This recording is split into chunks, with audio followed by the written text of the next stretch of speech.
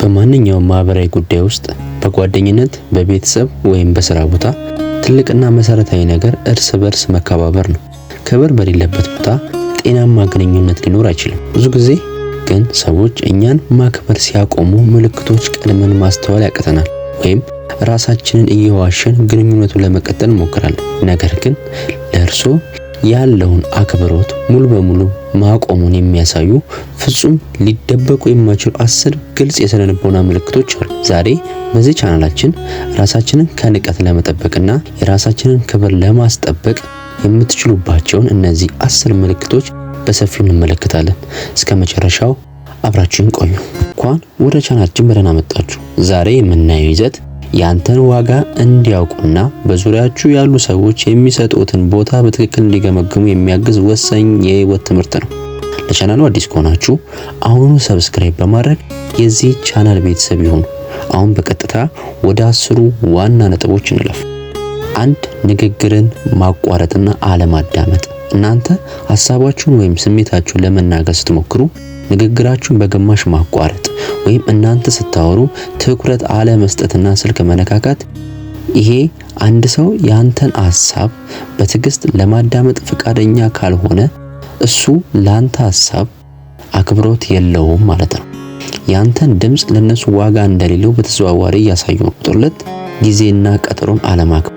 ሁልጊዜ ካንተ ጋር ቀጠሮ ይዘው ያለምንም በቂ ምክንያት ማርፈድ ወይም የመጨረሻ ሰዓት ላይ ቀጠሮን ያለምንም በቂ ምክንያት መሰረዝ። አንተ ጊዜ ዋጋ እንደሌለው አድርገው ማሰባቸው ለአንተ ካላቸው ንቀት ይመነጫል።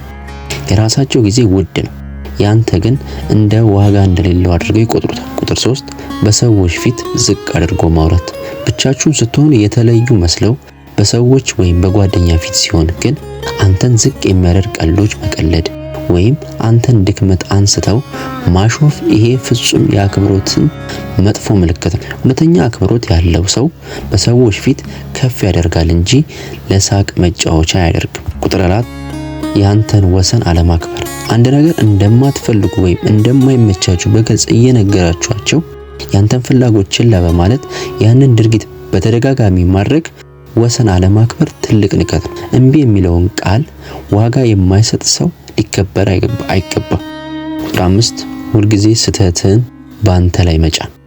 ማንኛውም አለመግባባት ወይም ስህተት ውስጥ የራሳቸውን ጥፋት በፍጹም አለመቀበል፣ ሁልጊዜ ጥፋተኛና ይቅርታ ጠያቂ አንተ ብቻ እንድትሆን ማድረግ ያንተን ስብዕና ካለማክበር የሚመጣ ነው።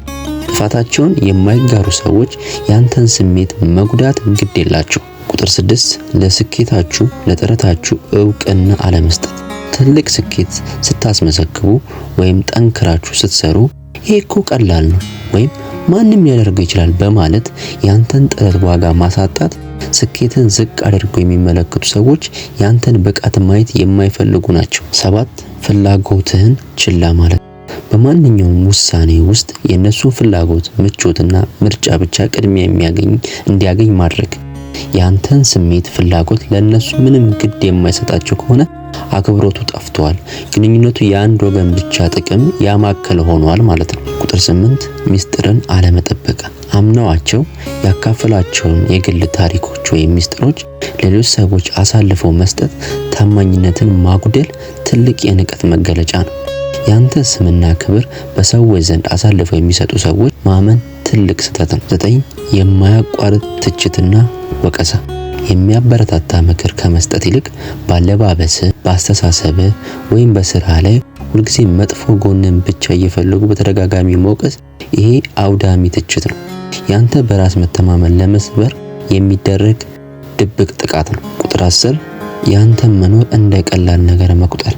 የምታደርጓቸው መልካም ነገሮች በሙሉ እንደ ግዴታችሁ አድርገው መቁጠርና መቼም ቢሆን ከጎናችሁ እንደማትጠፉ በማሰብ ያለምንም እንክብካቤና አክብሮት መያዝ።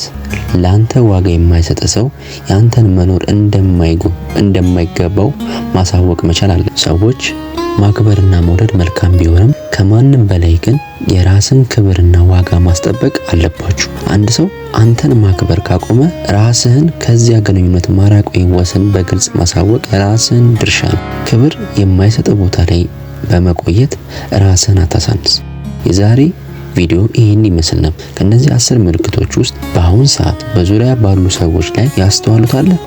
ኮሜንት ላይ እንደተለመደው አስቀምጡልኝ።